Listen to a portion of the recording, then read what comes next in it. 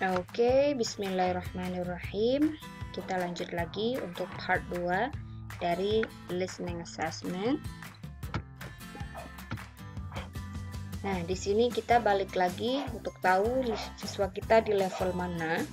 Kita bakalan tetap referensinya kepada CEFR, Common European Framework of Reference for Language, yang dibuat sama Council of Europe pada 2001.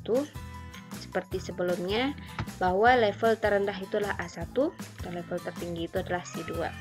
Di A1 siswanya masih memahami familiar words, basic phrase, dan dia ketika speaking itu dia slowly dan clearly, maksudnya yang disebutkan oleh si listening dengan rate yang slow dan clear. Sedangkan di C2 dia tidak punya masalah apapun dalam memahami spoken English, baik yang secara langsung ataupun secara recording, when delivered as fast as native speed provided.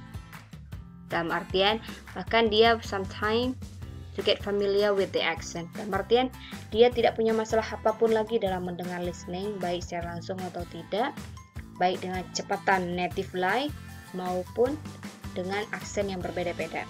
Nah, jadi kita harus tahu siswa kita ada di mana. Apakah di A2 yang baru understand phrase and the highest frequency vocabulary, dan dia bisa buat memahami main point in short, clear, and announcement. Nah, apakah dia berada di B1 yang bisa memahami main point dari standard speech dalam hal yang familiar, bisa memahami yang understand main point of many radio TV programs, atau di B2 bisa understand most TV program,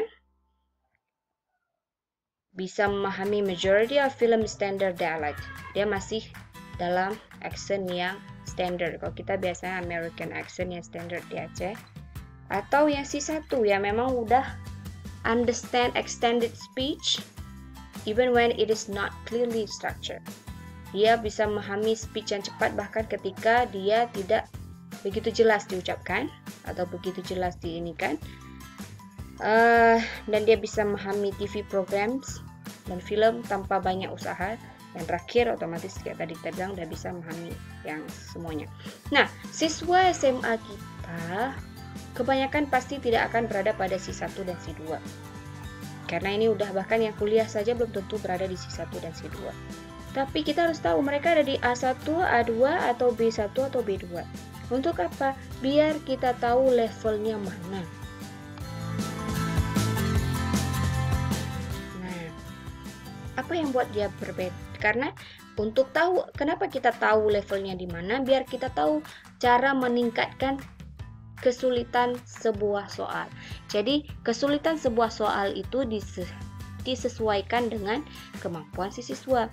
Nah, dalam listening ada beberapa hal yang membuat sulit. Yang pertama, contextual factor, reading content. Dalam artian listening content, ini saya tulis. Dalam artian konten dari si listening itu sendiri. Yang pertama, linguistic complexity. Di sini ada masalah grammar, masalah vocabulary. Kemudian content knowledge. Dalam artian isi listening tadi itu bahasanya akademik atau non-akademik. The nature of information. Kalau akademik menjadi lebih sulit, karena contoh, kita bakal bilang easy untuk mudah, itu bahasa sehari-hari. Kalau bahasa yang agak terdengar akademik, convenient. Dan artian kita jarang mendengarnya. Maknanya sama. The nature of information, apakah dia abstrak atau konkret? Info yang diberikan itu konkret atau abstrak? Kalau info yang konkret, dia jauh lebih mudah, abstrak jauh lebih sulit. Nah, kemudian ada di speaker speech rate. Speech rate ini kecepatan berbicara. Nah, naturally affect listening difficulty. Dia disebut lower level sampai dia berada di B1. Berarti A1 dan A2 sampai B1 itu disebut dengan lower level. Mereka akan bermasalah untuk speech rate yang cepat. Makanya kita perlu consideration, perlu memikirkan kecepatan dari listening itu ketika siswa kita berada di A1 sampai B1. Tapi tidak begitu perlu dipertimbangkan ketika siswa kita berada di B2 sampai C2 karena mereka sudah mampu mendengar untuk kecepatan yang bagus. Soal accent, variety of accent, ini terjadi perdebatan tentang variety of accent. Kenapa?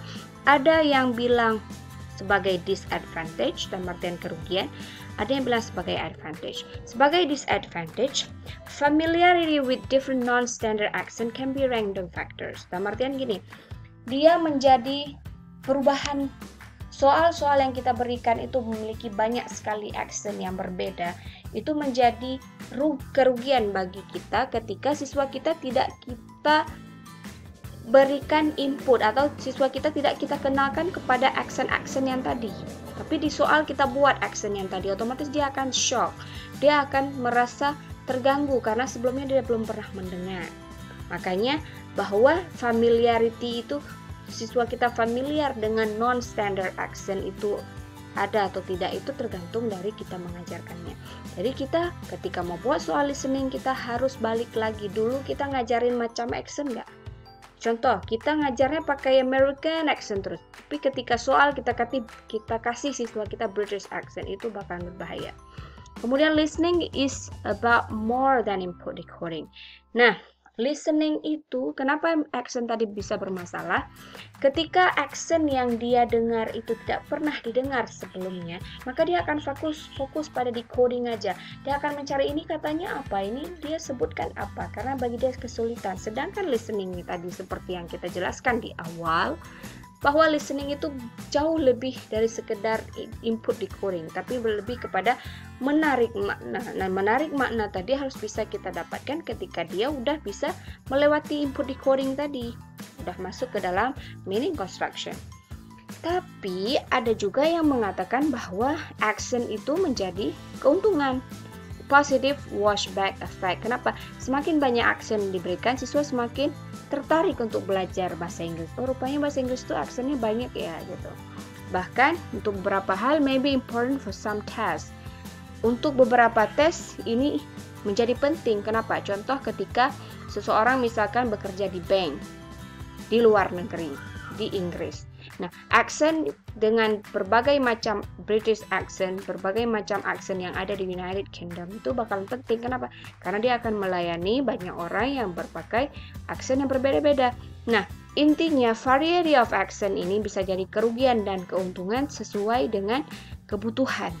Jadi bagi kita yang berada di SMA yang levelnya masih A1 sampai B1 dalam artian masih lower level, mungkin variety of accent ini tidak perlu begitu ditekankan.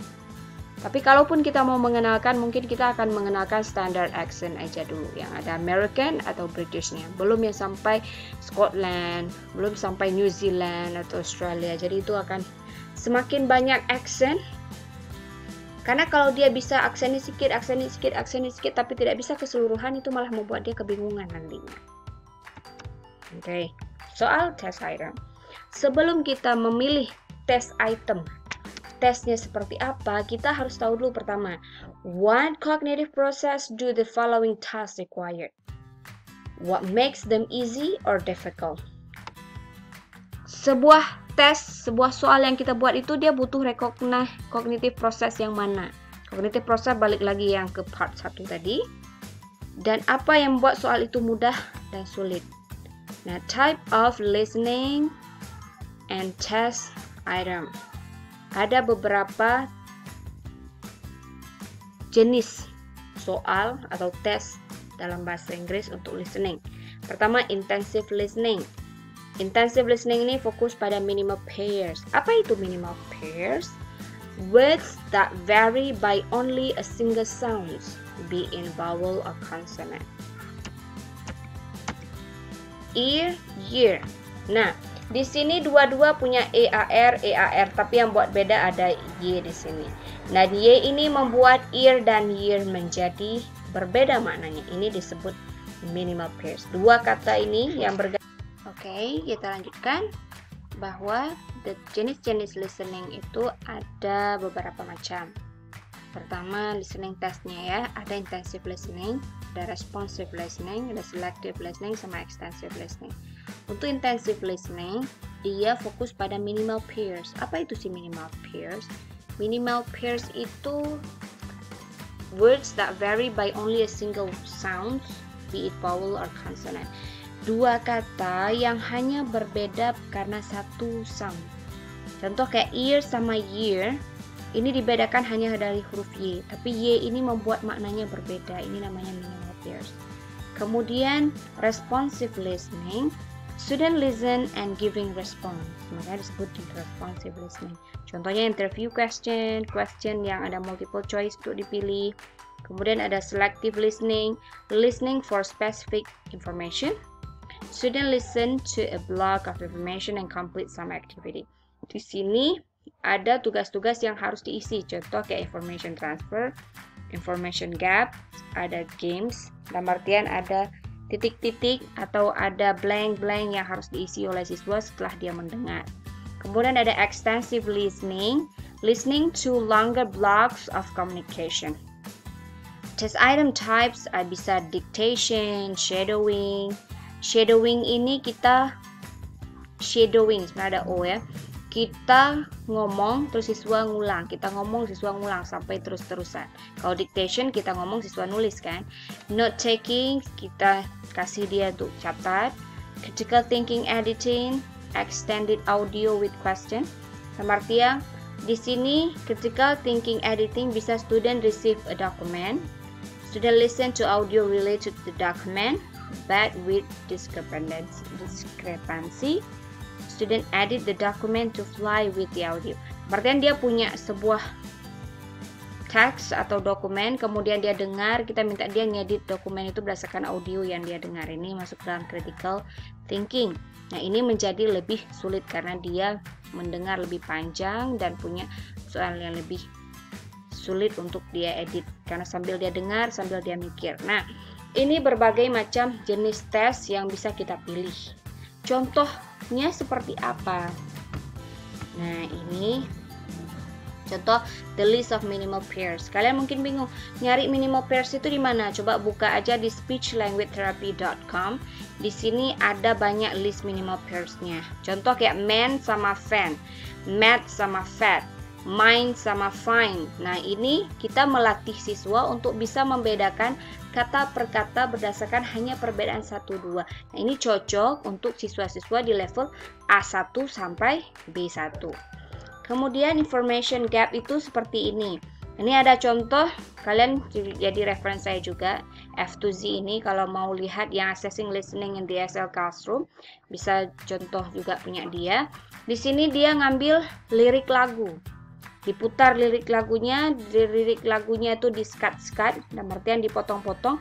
Siswa harus mengisi skat kata-kata ini berdasarkan lirik lagu yang dia dengar dari audio yang diputar. Ini salah satu information gap. Kalian boleh mengambil contoh yang lain yang beragam. Intinya saya kasih panduan umumnya. Contoh jenis soal seperti apa, kalian bisa searching sendiri dengan lebih beragam.